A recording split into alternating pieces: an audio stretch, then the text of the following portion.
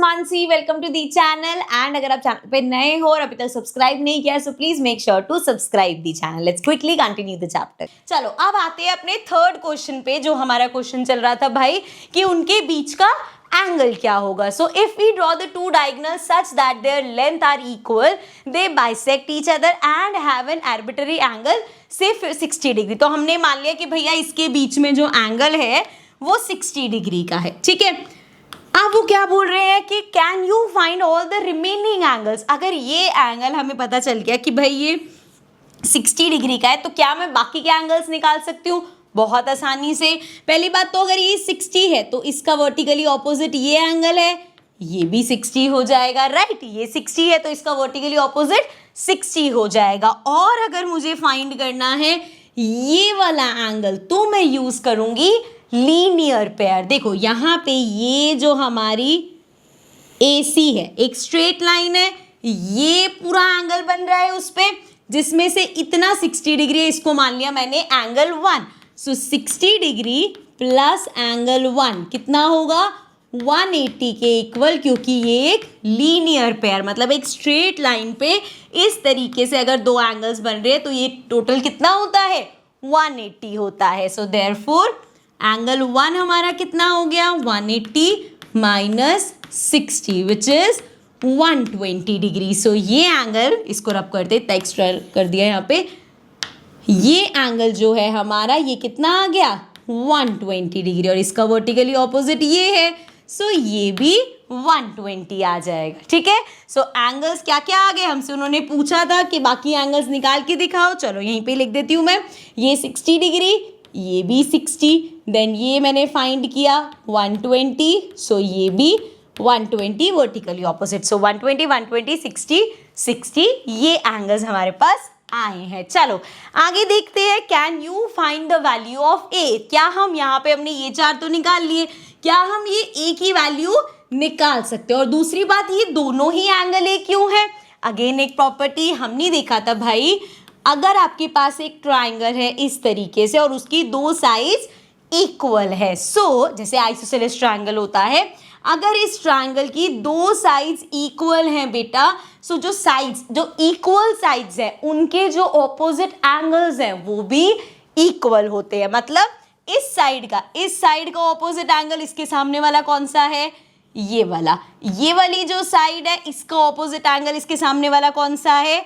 ये वाला। सो यहाँ देयरफॉर वी कैन से कि अगर ये साइड इसके इक्वल है तो एंगल 1 भी एंगल 2 के इक्वल होगा। प्रॉपर्टी क्या है? Opposite angles of equal sides are equal. ठीक है, क्लियर है, समझ में आ गया। चलो सो यहाँ पे अगर हम इसकी बात करें, यहाँ पे अगर हम ये ट्रायंगल देखें, सो इस ट्रायंगल में ये वाली साइड और ये वाली साइड इक्वल है। इस साइड के सामने ये एंगल, इस साइड के सामने ये एंगल, तो दोनों एंगल क्या होंगे? इक्वल होंगे। मतलब अगर ये एक एंगल ए है तो ये भी एंगल ए होगा। अब एंगल ए निकालना कितना आसान है, देखो कैसे निकालेंगे। इन ट्राइंगल AOB, AOB एक ट्राइंगल बन रहा है हमारे पास, इसमें हम लिख सकते हैं एंगल A प्लस, या इसको पहले ऐसे लिखते हैं, देखो एक ट्राइंगल में 3 एंगल्स होते हैं, angle A plus angle O plus angle B, तीनों का सम कितना होगा? 180 डिग्री। एंगल सम प्रॉपर्टी के हिसाब से हमने देखा था भैया कि एक ट्राइंगल के सभी एंगल्स का सम हमेशा 180 डिग्री होता है। सो देयरफॉर ये हो गया 180 डिग्री के इक्वल। सो देखो जरा, आप एंगल ए कितना है? ए है। एंगल ओ कितना है? अभी हमने देखा था 60 डिग्री। एंड एंगल बी कितना है? ए है। ये हो गया 180। सो देयरफॉर 60 प्लस ए 2a हो जाएगा इक्वल्स टू 180। सो ये आ गया, 60 को उधर भेजो, 2a इक्वल्स टू 180 माइनस 60, तो ये आ गया 2a equals to 120 and a equals to 120 upon में 2, विच मीन्स a क्या आ गया? 60 डिग्री आ गया। a आ गया हमारे पास 60 डिग्री। यही फाइंड करने को बोला था। तो एंगल जो हमारा, हम बोल सकते हैं एंगल, ये वाला जो एंगल है और ये वाला जो एंगल है दोनों ही 60 डिग्री के होंगे। ठीक है, क्लियर है। अब आगे देखते हैं क्या कह रहे हैं। Now similarly we can find the value of all other angles, बाकियों की वैल्यू भी निकाल सकते हैं। कैसे? वैसे तो देखो यहाँ पे ये वाला आपने ट्रायंगल देखा, इससे ये अभी निकाल के आए हैं, सेम चीज यहाँ पे अप्लाई हो सकती है, यहाँ पे भी यही होगा भाई।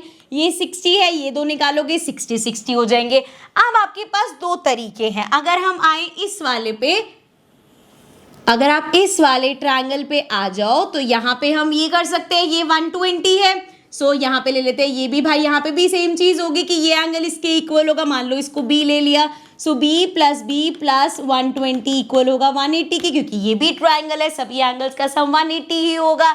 सो ये आ गया 2b इक्वल्स टू 180 माइनस 120, ये हो जाएगा 2b इक्वल्स टू, ये आ जाएगा हमारे पास 60 एंड b आ जाएगा 60/2 विच इज 30 डिग्री। सो ये हमारे पास आ गया 30 डिग्री। और जैसे ये वाला करोगे सेम इसी तरीके से इस ट्रायंगल को लोगे, यहाँ पे भी ये दोनों एंगल सेम होंगे। एंगल सेम क्यों होंगे एक बार समझो। अगर मैं ये वाला ट्रायंगल ले रही हूँ बच्चे, तो अभी हमने देखा डायगोनल्स के पार्ट है ना ये, सो ये इसके इक्वल है, तो इसका ऑपोजिट एंगल ये, इस साइड का ऑपोजिट एंगल ये, तो ये भी इक्वल होंगे। एंड देन तीनों का सम 180 डिग्री होगा, तो वो भी हमारे पास 30 डिग्री आ जाएगा। तो इस तरीके से हम यहाँ पे ये सभी एंगल्स निकाल देंगे। अब अगर भाई ये सभी एंगल्स निकालने के बाद हमसे पूछा जाए can we now identify what type of quadrilateral ABCD is. अब जी अभी तक तो हम सिर्फ यही देख रहे थे कि डायगोनल्स का ये पार्ट इक्वल है इस पार्ट के, इस पार्ट के, इस पार्ट की, तो हम तो इसी बेसिस पे देख रहे थे। लेकिन यहाँ ज्वाइन करके जो क्वाड्रिलेटरल बन रहा है वो कौन सा होगा? सिंपल करके देखो ना भाई, 60 + 30 कितना आ रहा है?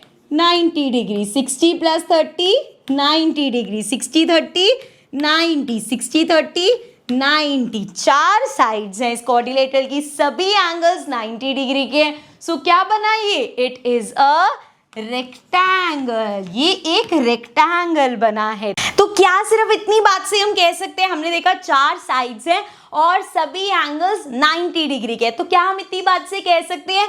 एक चीज हम भूल रहे हैं, वो क्या चीज है कि आपने ये तो प्रूव कर दिया कि चार साइड्स हैं, ठीक है, 4 साइड्स हैं, परफेक्ट, एंड 90 डिग्री के एंगल्स हैं, परफेक्ट। लेकिन क्या हमने ये अभी तक प्रूव किया है कि इसकी ऑपोजिट साइड्स इक्वल है या नहीं?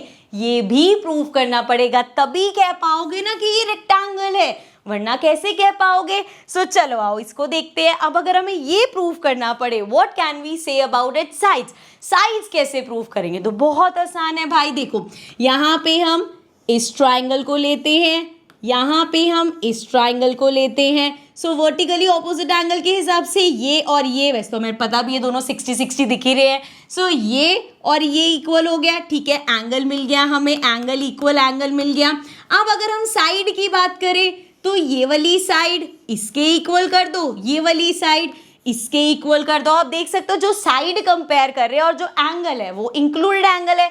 सो यहाँ से हम कह सकते हैं SAS, इस कॉन्ग्रुएंसी से हम यहाँ पे प्रूव कर देंगे कि ये जो AB है ये इक्वल है DC के, कैसे?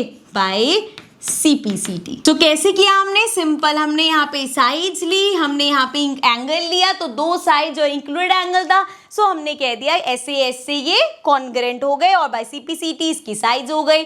सिमिलरली यहाँ पे देखो एंगल वर्टिकली ऑपोजिट एंगल्स है, ठीक है भाई, दो एंगल्स, अगेन भाई ये साइड इसके इक्वल, ये साइड इसके इक्वल, ऐसे कह सकते हो, सारी बेसिकली ये तो सारे इक्वल हैं। सो हम यहाँ पे अगेन कह सकते हैं दो साइड और एक इंक्लूडेड एंगल से ये वाला ट्रायंगल इस वाले ट्रायंगल के कॉन्ग्रुएंट है। सो बाय CPCT ऑपोजिट साइड्स भी इक्वल हो गई। तो यहाँ हमने प्रूव कर दिया कि देखो भाई, यहाँ पे जो रेक्टेंगल बन रहा है उसके सभी एंगल्स 90 डिग्री भी हैं, यहाँ पे उसकी ऑपोजिट साइड्स इक्वल भी हैं। सो अब कह सकते हैं कि ये हमारा रेक्टेंगल है, ठीक है।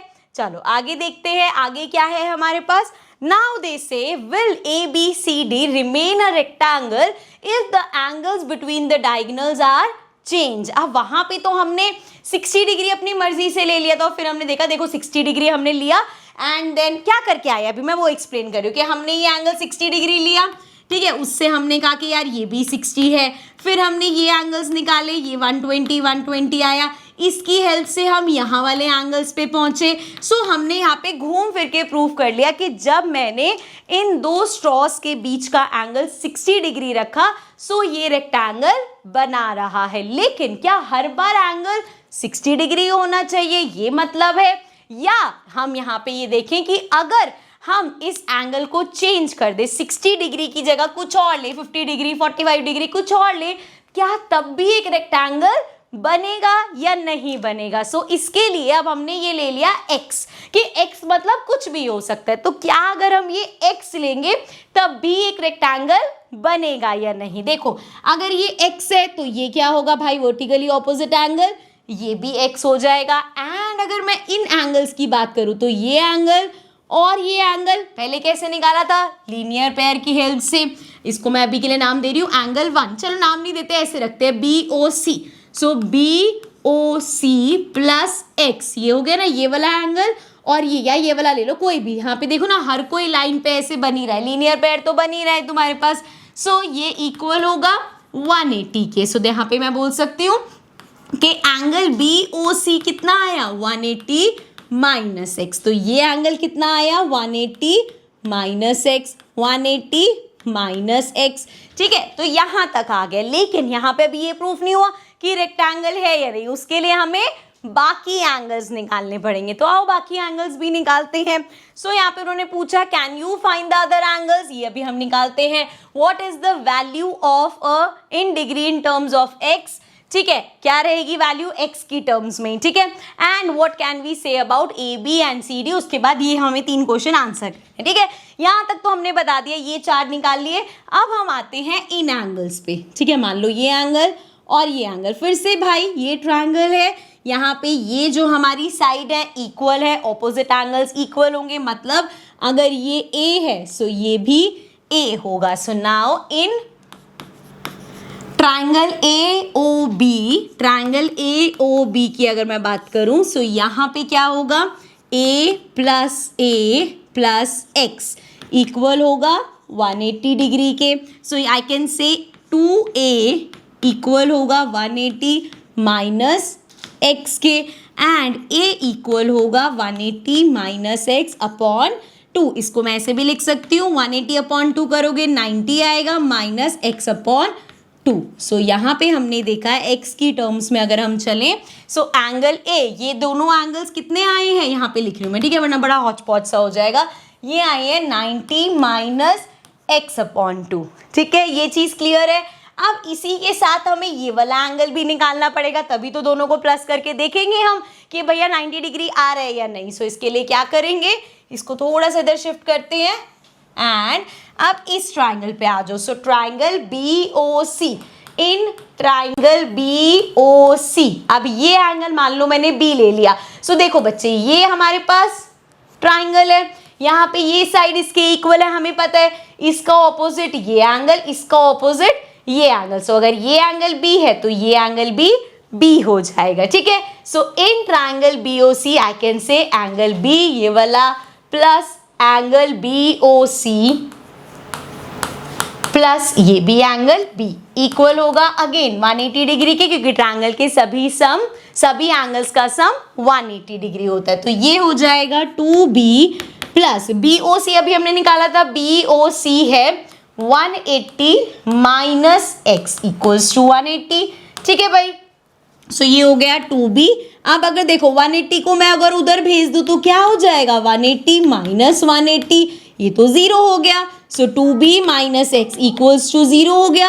अब x को उधर भेजो तो 2B इक्वल हो गया, यहाँ माइनस का है उधर जाके प्लस का हो जाएगा। सो B की वैल्यू क्या आएगी, x अपॉन में 2। सो यहाँ पे B एंगल आ गया हमारा x अपॉन में 2। अब हमें फाइंड करना था क्या कोई भी रैंडम एंगल लेके ये रेक्टेंगल बनेगा या नहीं। अब मेरे पास A की वैल्यू भी है, B की वैल्यू भी है, अगर इन दोनों को प्लस करके 90 डिग्री आ जाता है मतलब यहाँ पे ये एंगल 90 डिग्री का बन गया। सो देखो जरा प्लस करके देखते हैं A प्लस B। आप देखो A प्लस B अगर हम करके देखें तो एंगल A भी हमने निकाला था, कितना था 90 minus x upon 2, then plus angle B कितना था x अपॉन 2, अब ये minus x upon 2 plus x upon 2 दोनों कैंसिल हो जाएंगे। सो यहाँ से हम देख सकते हैं कि a प्लस बी कितना आया, 90 डिग्री आ गया। So therefore angle B 90 degree, और सेम इसी तरीके से सभी एंगल्स भी 90 डिग्री है। तो हमने देखा कि भैया ये मैटर नहीं कर रहा कि आप एंगल 60 डिग्री ले रहे हो, यहाँ पे हमने x रखा कि कुछ भी ले लो, तब भी हमने देखा कि एंगल हमारा 90 डिग्री है। अब लास्ट चीज बची कि अगर हमें साइज इक्वल प्रूफ करनी है, तो वो तो सिंपल है, अभी हम देख के आए थे पहले भी। कैसे करेंगे, यहां से अगर मैं मान लो ये वाला ट्रायंगल लेती हूँ और यहां से ये वाला ट्रायंगल लेती हूँ, तो ये तो सेम लास्ट में करके, तो भैया ये एंगल इस एंगल के इक्वल है, ये साइड प्रूफ कर देना, प्रूफ क्या कर देना, पता ही है इसके इक्वल है, ये साइड इसके इक्वल है। सो अगेन SAS से हम कह सकते हैं कि ये साइड इसके इक्वल होगी। सिमिलरली यहाँ की बात करें तो ये ट्रायंगल ले लो, ये ट्रायंगल ले लो, ये एंगल इस एंगल के इक्वल है, ये इसके इक्वल, ये इसके इक्वल, तो अगेन बाई SAS से हम कह सकते हैं ऑपोजिट साइड्स भी इक्वल होगी। तो मोटी मोटी चीज हमने यहाँ पे ये सीखी कि दोनों के बीच में चाहे कुछ भी एंगल हो, यहाँ पे वो क्या रहेगा, दोनों के बीच में चाहे कोई भी एंगल हो, रेक्टेंगल बन रहा है। सो पहले तो ये देख लो, तीनों क्वेश्चन आंसर कर लिए हमने। Can you find other angles, तो हमने यहाँ पे ये सभी एंगल्स बाकी के फाइंड करके दिखा दिए। ठीक है, उसके बाद उन्होंने बोला what is the value of A in degrees, A की वैल्यू उन्होंने हमसे पूछी, ये ए था, इसकी वैल्यू हमने निकाल दी। ठीक है, उसके बाद उन्होंने बोला what can we say about A B and C D and A D and B C. So अभी ये प्रूफ किया SAS से ये क्या होंगे, इक्वल होंगे। तो ये तीनों क्वेश्चंस के हमने आंसर दे दिए। अब आगे देखते हैं। सो यहाँ से हमने प्रूव कर दिया no matter what the angle between the diagonals are, if the diagonals are equal and they bisect each other, then the angles of quadrilateral forms are 90 degree each and the opposite sides are equal, thus a quadrilateral is a rectangle। So हमने क्या समझा बेटा यहाँ पे कि अगर आपके diagonals equal हैं, मिड पॉइंट पे इंटरसेक्ट कर रहे, तो एंगल चाहे आप ये लो, चाहे कम हो, चाहे बहुत ज्यादा हो, वो हमेशा क्या बनाएगा, एक रेक्टेंगल फॉर्म करेगा। ठीक है, क्लियर है। तो ये हमने यहाँ पे समझा। अब आगे देखते हैं आगे हमसे क्या पूछा है। Now we know how the wooden strips have to be put together to form the vertices of a rectangle, they should be equal and connected at their mid point. तो अब हमें पता चल गया कि वो कारपेंटर को क्या करना है, दोनों, पहली बात तो दोनों स्टिक्स उसको इक्वल रखनी है, एंड उसका जो मिड पॉइंट अभी कितनी दी, 8 सेंटीमीटर, दूसरी भी 8 सेंटीमीटर, और 8 सेंटीमीटर का मिड पॉइंट क्या होगा, अगर ये पूरी 8 सेंटीमीटर है तो मिड पॉइंट हाफ कितना होगा, 4 सेंटीमीटर, मतलब 4 सेंटीमीटर इसका, 4 सेंटीमीटर इसका, और उस पॉइंट पे ये इंटरसेक्ट करेंगे और किसी भी एंगल पे कर सकते हैं। ठीक है, सो ये लिया, ये 4 हो गया, 4 पे दूसरी इंटरसेक्ट करनी चाहिए। सो जब वो ऐसे इंटरसेक्ट करेगी तो यहाँ पे जब थ्रेड को लेके घूमेंगे हम, तो क्या बनेगा, एक रेक्टेंगल बनेगा। ठीक है, चलो आगे देखते हैं। So the next topic we have is the process of finding properties. अब चैप्टर में आगे बढ़ने से पहले कुछ वर्ड्स देखते हैं। जैसे ज्योमेट्री में ना बहुत जगह हमें सुनाई देती है प्रॉपर्टीज लिखा हुआ है, जैसे एंगल सम प्रॉपर्टी, ये एक प्रॉपर्टी है। फिर हम आगे जाके देखेंगे कुछ थ्योरम्स होती हैं, और इस चैप्टर में हम देख रहे हैं डिडक्शन। तो ये सब वर्ड्स का क्या मतलब है और ये एक दूसरे से अलग कैसे हैं। ठीक है, सो प्रॉपर्टीज होती है ज्योमेट्री का कोई रूल या कोई ट्रुथ, जैसे कि ऐसी चीज जो ऑलरेडी प्रूफ हो चुका है, जैसे sum of angle of a triangle is 180 degree. तो अभी हमने कितनी बार ये यूज किया, इसको हम क्या बोलते हैं, एंगल सम प्रॉपर्टी, कि कोई भी अगर ट्राइंगल है उसके सभी एंगल्स का सम 180 डिग्री होता है। क्या हम हर बार ये प्रूफ करते हैं क्वेश्चन में, नहीं, हम सिंपल लिखते हैं एंगल सम प्रॉपर्टी और हमारा हो जाता है काम, क्योंकि ये प्रॉपर्टी है वो ऑलरेडी प्रूवन है। ठीक है, इसमें हमें प्रूव करने की जरूरत नहीं है। उसके बाद आते हैं डिडक्शन। डिडक्शन मतलब ऐसी चीजें जिसका लॉजिकल रीजनिंग और थ्योरम्स और डेफिनेशंस यूज करके प्रूव करते हैं कि कोई बात हमेशा सही है। जैसे अभी जो हमने किया, अभी हमने जो प्रूव किया कि जो डायगोनल्स हैं वो इक्वल लेंथ के होते हैं, एक दूसरे को बाइसेक्ट करते हैं, उनके बीच में कोई भी एंगल हो सकता है, ये सब क्या थे, ये डिडक्शन थे। इसमें हमने लॉजिकल रीजनिंग, थ्योरम्स और ये सब देके इसको प्रूव किया है। सो मतलब प्रूव किया गया स्टेटमेंट। डिडक्शन होते हैं ऐसी स्टेटमेंट जिसको प्रूव किया जा सकता है या उसको प्रूव करके लिखा गया है, ठीक है। जैसे diagonals of a rectangle bisect each other को हम डिडक्शन से प्रूव करते हैं, ठीक है। क्लियर है, ये समझ में आया। अब एक हमारे पास और वर्ड होता है जिसे हम बोलते हैं कंजेक्चर। ये क्या होता है? जब हम बस ऑब्जर्व या एक्सपेरिमेंट करके गेस करते हैं कि ये हमेशा सही होगा लेकिन प्रूफ नहीं होता, ये एक एजुकेटेड गेस होता है, फाइनल सच नहीं, ठीक है। जैसे तो आपने 5 अलग अलग रेक्टेंगल्स बनाए, ठीक है, एंड हर बार हमने देखा डायगोनल्स ऐसे बनाए हमने, फिर हमने ये बनाया, फिर डायगोनल्स ऐसे बनाए। अब हमने क्या किया, 5-6 बार इसको बनाया और हर बार देखा कि यार ये इसके इक्वल, ये इसके इक्वल, ये इसके इक्वल, ये इसके इक्वल, ठीक है। सो हमने ऐसे बार बार एक्सपेरिमेंट किए या ऑब्जर्वेशन करी और हमने फिर बोला कि यार मेरे को लगता है बाइसेक्ट ना हमेशा एक दूसरे को क्या करेंगे, बाइसेक्ट करेंगे, डायगोनल्स हमेशा बाइसेक्ट करेंगे। सो ये क्या है, ये कंजक्चर है, क्योंकि हम यहाँ पे जैसे हमने वहां पे यूज किया था वो कॉन्ग्रुएंसी वगैरह या किसी और चीज की हेल्प से प्रूफ नहीं करा, हम बस यहाँ पे एक एजुकेटेड गेस दे रहे क्योंकि हमने 50 रेक्टेंगल्स बनाए और करके देख लिया। सो ये होता है कंजक्चर, ठीक है। सो अब इसको हम पढ़े तो यार तुमने जैसे 5 अलग अलग रेक्टेंगल्स बनाए और हर बार डायगोनल्स को बाइसेक्ट होते देखा तो तुम सोचोगे कि हर रेक्टेंगल्स में डायगोनल्स बाइसेक्ट करते हैं। ये बस एक कंजक्चर है जब तक प्रूफ ना हो, जब तक आपने इसको प्रूफ नहीं किया ये एक कंजक्चर है, ठीक है। क्लियर है, चलो अब आगे देखते हैं। आगे अब हम बात करते हैं जो हमारी वो कारपेंटर की प्रॉब्लम थी ना, उसको फिर से ले आते हैं। So now the carpenter problem shows that the rectangle can also be defined as the following.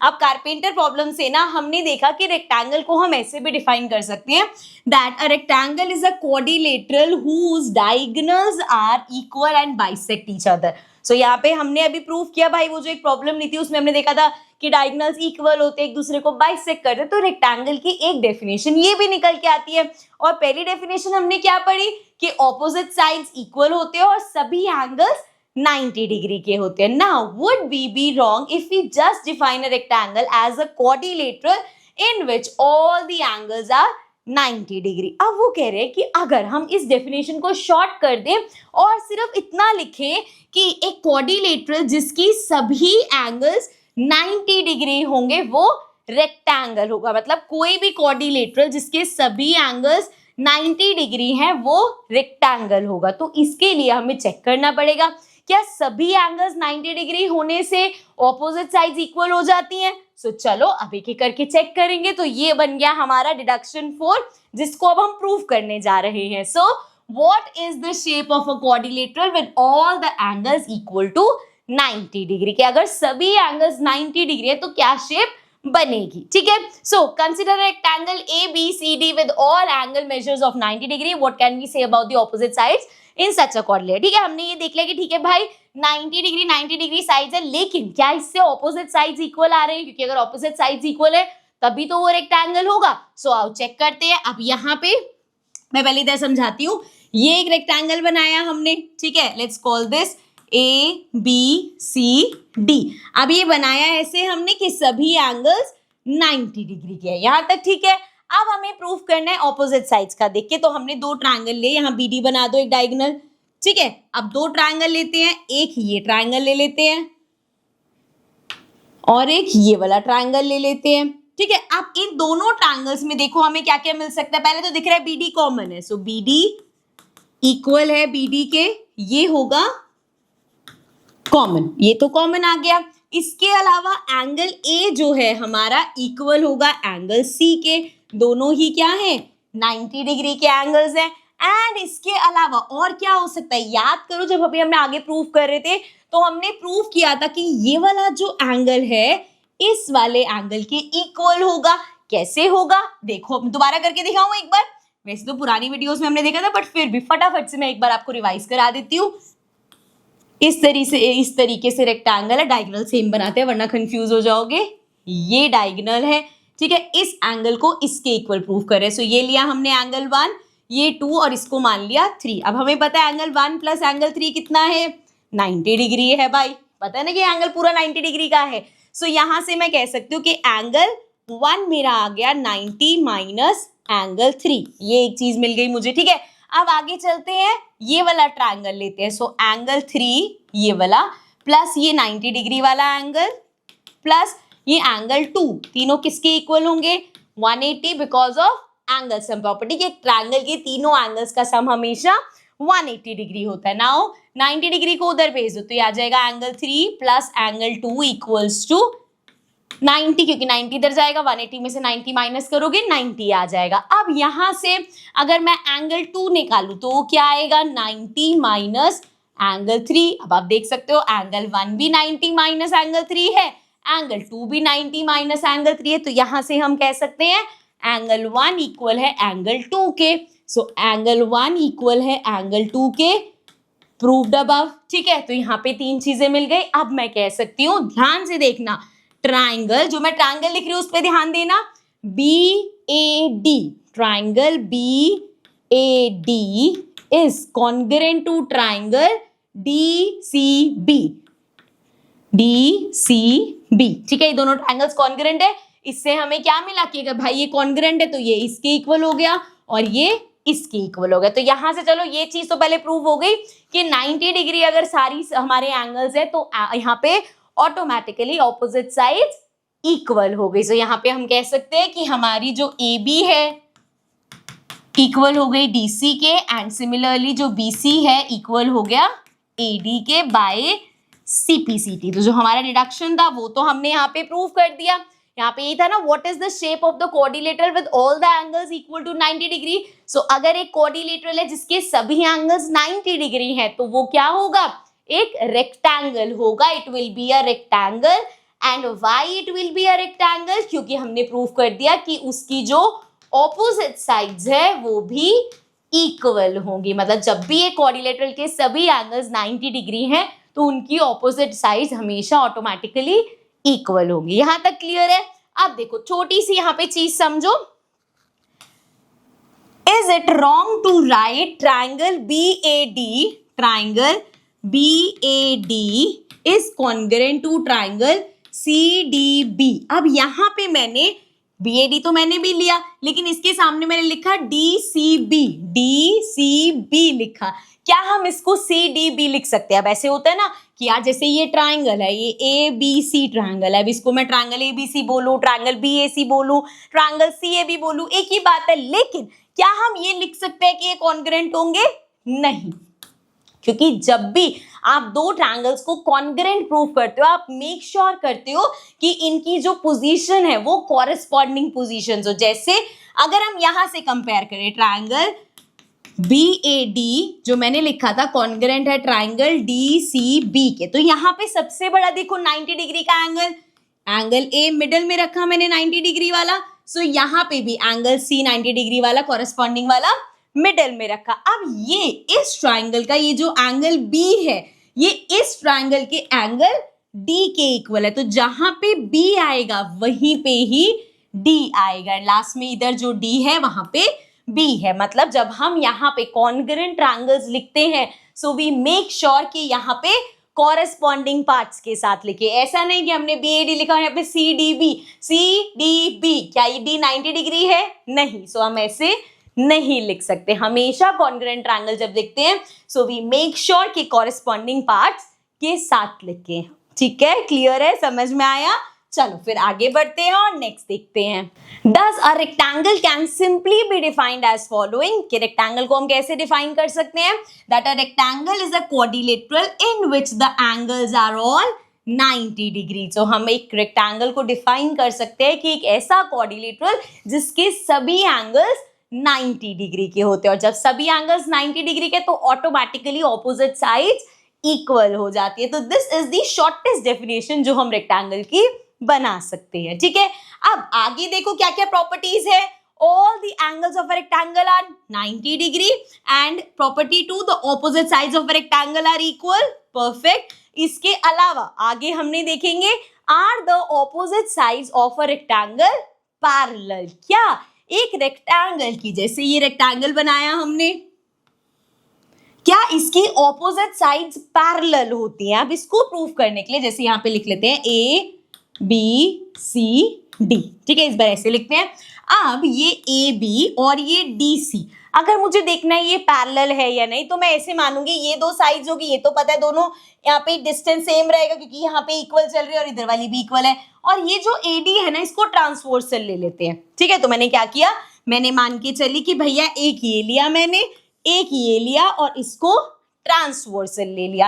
अब यहाँ पे सिंस ये रेक्टेंगल का पार्ट थी तो ये भी 90 डिग्री है, ये भी 90 डिग्री है, एंड 90 प्लस 90 क्या होता है, 180 होता है। एंड अगर आपको याद होगा पैरेलल लाइंस में हमने पढ़ा था कि जब भी दो लाइंस पैरेलल होती हैं सो ट्रांसवर्सल के अगर इंटीरियर एंगल्स का सम 180 है तो हम कह सकते थे लाइंस पैरेलल है। सो दैट मींस क्योंकि इनका इंटीरियर सम क्या है 180 डिग्री है, देयरफॉर हम कह सकते हैं डीसी जो है पैरेलल है ए बी के। ठीक है, इसी तरीके से अगर मैं ये वाली दो लूं कि यहां मैंने ले लिया एडी और ये बीसी और अब की बार इसको ट्रांसवर्सल ले लिया, तब भी भाई है तो रेक्टेंगल का पार्ट, तो ये और ये एंगल क्या है 90 डिग्री 90 डिग्री। फिर से वही बात कि भैया 19 प्लस 90 हमारा 180 होगा। सो अगेन हम कह सकते हैं कि ये ट्रांसवर्सल है और इनके इसके अंदर के एंगल्स का सम 180 है, तो मतलब ये दो lines which is AD parallel होगी किसके, बीसी के। So therefore with this transversal की प्रॉपर्टी हम प्रूव कर सकते हैं कि रेक्टेंगल की जो साइड्स हैं वो पैरेलल होती है। सो यहाँ पे हमने नई चीज देखी कि जो हमारा रेक्टेंगल है उसकी opposite sides are always parallel. ठीक है, अब इससे एक चीज और हमें फायदा होगा, देखो जब हम प्रूव कर रहे थे ना कि इस तरीके से रेक्टेंगल है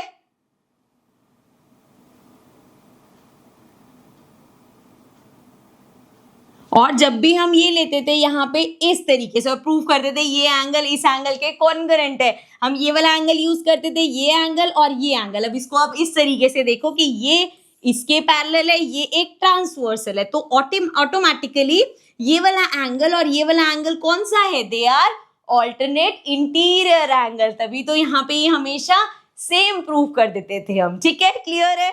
so this was the end of this part. इसके आगे के जो भी क्वेश्चंस जो भी पेजेस बचे हैं हम कंटिन्यू करेंगे अपने नेक्स्ट पार्ट में। I'll see you all in the next video, but जाने से पहले you have to subscribe the channel. Bye for now.